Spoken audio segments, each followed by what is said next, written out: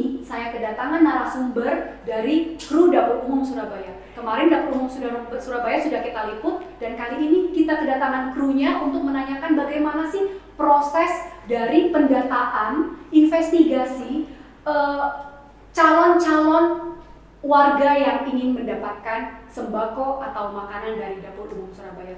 Please welcome Daud. Oke. Halo. Terima Kak. kasih Tocha. Ya, Kak, boleh disapa para penonton? Halo semua yang hari-hari ini ingat Dapur Surabaya lewat stasiun TV yang lain ya.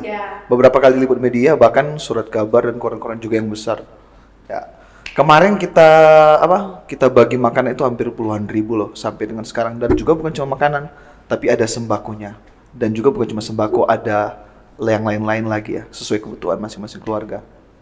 Nah, program baru dari Dapur Umum Surabaya adalah membagi sembako bagi para warga yang mendapatkan atau impact dari pandemi ini ya, Kak Daud ya. Jadi Kak, bagaimana sih cara mendapatkan data bahwa warga ini layak untuk mendapatkan sembako? Oh ya, kemarin ada yang daftar yang isoman kan kemarin sejak bulan Juli ini. Mereka daftar itu tanggal 1, 2, 3 kalau nggak salah. Terus ada lagi tanggal 4. Awal mula mereka cuma pengen daftar makanan. Selama 14 hari kan isoman. Nah, tiba-tiba setelah 14 hari itu, setelah kita cek, setelah kita stop makanan mereka, terus mereka hubungi admin kami. Apabila bisa enggak kami dikirim makanan setiap hari? Karena kami sudah nggak ada pekerjaan, belum lagi dipecat dari perusahaan, di PHK. Terus yang paling parah lagi, ada yang dalam kondisi sakit. Itu yang kami kirim makanan setiap hari. Dan yang berlanjut itu sampai ada yang dari bulan Juli loh. Juli, Agustus, September. Sampai sekarang, sampai kemarin kita turun langsung ke rumahnya, masih diberi makan. Kenapa Dapur Umum Surabaya memutuskan untuk turun ke lapangan melihat warga? Nah, kami kan banyak laporan dari warga-warga sekitar atau masukan juga dari para kurir-kurir kami ya yang antar makanan sering. Pak, bisa nggak dicek, dilihat? Karena ada laporan di lapangan, mungkin keluarganya si pasien itu udah selesai isoman dan mereka butuh makanan, mereka sangat butuh makanan. Sekali lagi butuh makanan. Karena mereka bukan cuma berharap dari Dapur Umum Surabaya, tapi mereka sudah coba ke tempat-tempat yang lain, tapi mereka nggak dapat makanan, nggak dapat sembako, apalagi ditolak. Belum lagi mereka yang nggak punya KTP Surabaya, apalagi mereka yang nggak punya KIS, mereka nggak punya apalagi dari pemerintah, mereka nggak dapat bantuan sama sekali. Nah, di situ ada berbagai warga yang kondisi rumahnya juga sangat-sangat memprihatinkan. Nah, itulah yang kita bantu salah satu. Jadi Dapur Umum Surabaya memutuskan untuk turun ke lapangan karena hasil dari laporan para kurir atau laporan dari adminnya kemudian karena terlalu lama meminta makanan begitu ya Kak. Kemudian Kak, ada suka dan duka pasti selama melakukan investigasi. Nah, kita ngomong sukanya dulu deh apa dukanya dulu nih? Dukanya dulu kali ya. Dukanya, apakah ada duka pada saat mungkin Kakak pada saat turun ke lapangan melihat kondisi warganya yang memprihatinkan, akhirnya itu mendukakan hati atau gimana? Kakak boleh cerita? Kalau yang lebih tepat bukan karena dukanya sih, tapi karena kita sangat prihatin. Dari lewat apa yang kita lihat itu menimbulkan suatu gejolak yang buat kita ini belas kasihan itu muncul lebih besar lagi dari sebelumnya. Karena pertama, kemarin yang kita temukan di satu tempat, di satu keluarga. Bayangkan ini, ada orang tua yang udah umur sekitar, sudah lansia, 70 sama 75 tahun kalau nggak salah.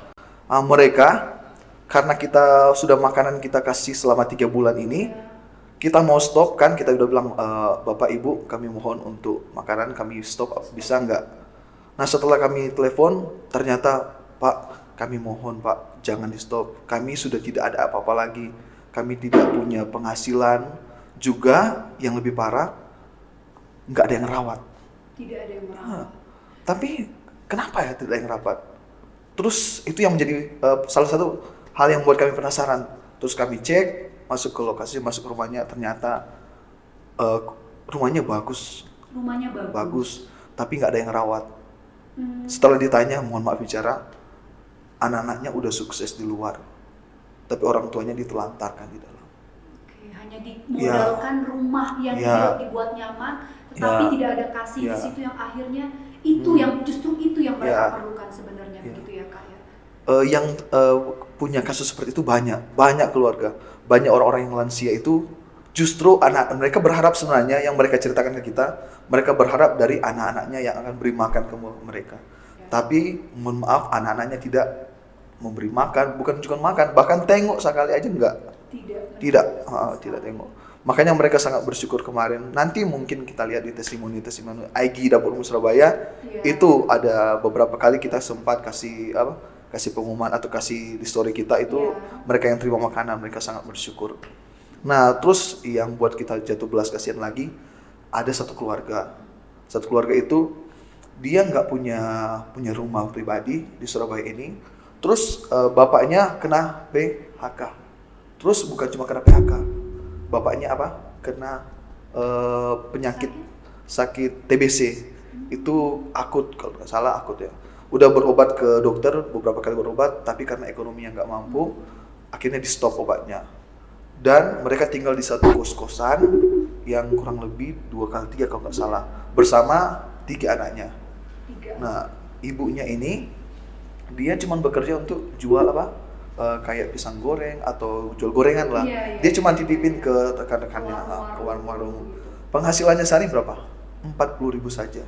Itu pun belum dibagi sama hasil untung yang murni. Titipan, yang titipan. Ada potongan begitu ya. Jadi itu masih kotor. Bayangkan setiap hari penghasilannya cuma 20.000 kalau mau diuntung. Terus dia mau bayar untuk kos-kosan yang kurang lebih 1 juta lebih, dan juga mau bayar obat untuk suaminya. Akhirnya diputuskanlah beberapa hari suami ini tidak bisa dapat obat, tidak bisa dapat tunjangan, mohon maaf bicara, dari pemerintah nggak dapat. Karena memang ada KTP Surabaya, tapi mereka sudah kemana-mana loh, sudah ke rumah sakit, sudah ke tempat-tempat untuk pengurusan izin dan sebagainya, tapi nggak diurus. Nah, itu yang kami temukan di lapangan, sehingga keputusan kami memberikan sembako dan juga makanan setiap hari sampai sekarang ini. Sampai saat ini. Sembako masih jalan. Setiap hari Senin kami kasih sembako. Terus ada juga susu yang kami bagikan, ada juga vitamin, obat-obatan kami bagikan. Nah, itu setiap hari Senin kami bagikan untuk sembako. Tapi untuk setiap hari makanan kami supply terus. Jadi dari turun ke lapangan itu kakak menemukan bahwa tidak semua warga di Surabaya ini bebas dari itu tadi ya, bebas dari bantuan pemerintah, begitu ya. Benar. Justru anak-anaknya bahkan keluarganya ada yang tidak peduli, begitu ya Kak ya. Untuk syaratnya, mungkin untuk syarat mendapatkan sembako ini ada syarat khusus nggak sih sebenarnya? Sebenarnya ada syarat khusus karena memudahkan kami untuk kalau untuk pertama kan pendataan. Ini memudahkan kami untuk menjaring semua yang memang sangat membutuhkan.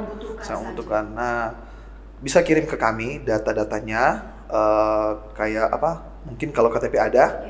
Terus setelah KTP foto keluarga, foto rumah dan alamat. Nanti tim kami akan langsung ke lapangan, akan lihat kondisi langsung seperti apa.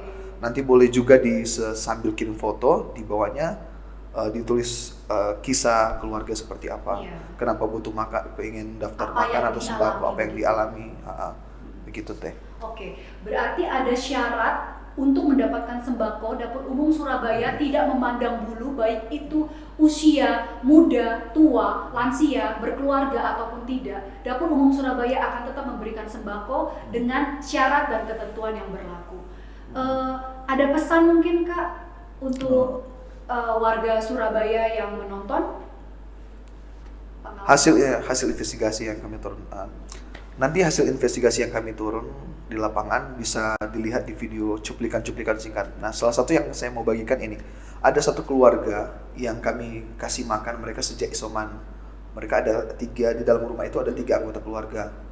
Nah, sejak kami berikan makanan sejak awal Juli, kurang lebih pertengahan Juli, satu keluarga mereka meninggal. Salah satu anggota keluarga mereka meninggal. Nah, mereka meninggal kan habis makan dari makanan dapur umum Surabaya. Terakhir. Makanan dapur umum Surabaya yang terakhir yang dia makan. Yang dia makan. Okay. Jadi setelah mendengar itu makanan terakhir yang dia makan dari dapur umum Surabaya, kita juga sangat merasa belas kasihan ini memang sangat luar biasa timbul, karena kita merasa apa yang kita bagikan, apa yang kita lakukan ini memang berdampak untuk orang banyak. Terus setelah itu tidak berhenti. Keluarga ini kita terus kasih makan, kita kasih sembako, sampai sekarang nanti ada di liputan yang kita kasih tunjuk, bisa dilihat rumah mereka, kondisi mereka. Orang di dalam rumah ini memang semuanya dalam kondisi sakit. Sampai sekarang mereka bukan sakit COVID, tapi ada beberapa penyakit yang mereka bawa sampai sekarang. Pada saat turun ke lapangan, investigasi, pasti ada dokumentasi atau video ya Kak ya. Itu salah satunya boleh diceritakan dan nanti akan muncul di liputan ya. Coba boleh diceritakan Kak? Salah satu videonya kita mengunjungi satu keluarga. Minggu kemarin kita ke satu keluarga yang menerima makanan sejak awal bulan Juli. Nah, di keluarga itu awal mulanya ada 3 orang. Nah, tiba-tiba akhir Juli ini satu orang itu meninggal dunia, dan dia meninggal dunia sebelum itu dia makan makanan yang diberikan oleh dapur umum Surabaya, karena setiap pagi kita sudah prepare makanan, udah kirim, tibanya siang lah seperti itu. Makanannya kan untuk siang dan malam, jadi makanan dari dapur umum Surabaya mereka udah terima semuanya. Nah, tiba-tiba orang tua ini meninggal. Nah, terus diceritakan sama kami, sama keluarga, bahwa mereka bersyukur karena hari-hari itu mereka dapat bantuan dari dapur umum Surabaya, dapat obat, dapat sembako, dapat makanan juga. Nah, dan vitamin itu yang mereka pakai setiap hari, karena mereka nggak bisa beli makan, nggak bisa keluar, jadi mereka hanya berharap dari bantuan dapur umum Surabaya. Nah, seterusnya ketika diceritakan kami, sebelum dia meninggal beberapa saat itu dia terima makanan dari dapur umum Surabaya. Dan dia memang dalam kondisi sakit, udah memang parah sekali. Nah, akhirnya setelah dia makan beberapa menit kemudian, selang waktu itu dia meninggal, dan diceritakan sama keluarga ke dapur umum Surabaya. Setelah dia menerima makanan dari dapur umum Surabaya, dia ceritakan semua apa yang dilalui keluarganya, mulai dari mereka nggak punya apa-apa, mereka dalam kondisi yang memang sangat membutuhkan uluran tangan, mereka hanya berharap dari dapur umum Surabaya. Nah, saat itu makanan kami distribusikan terus sampai sekarang bulan September ini ya, kami terus kirim makanan dan sembako. Nah, yang mereka syukuri bahwa masih ada orang yang sangat peduli untuk mereka, masih ada orang yang ingin berbagi sembako dan sebagainya. Kak, pada saat investigasi di lapangan nih, pernah ketemu nggak sih warga yang karena pandemi ini, COVID ini, dia akhirnya kehilangan ayah ibunya? Artinya dia jadi yatim ya? Iya, ada. Nah, orang tuanya meninggal karena COVID kemarin. Nah, setelah meninggal, ada warga yang telepon ke kami, dapur umum Surabaya, kalau boleh dibantu mereka karena mereka nggak punya orang tua sekarang. Mereka butuh makanan, juga butuh sembako dan sebagainya lah. Jadi saat itu kami kirim makanan, kirim sembako juga, dan kami turun ke lapangan lihat langsung ke mereka. Bukan cuma mereka sih, ada banyak.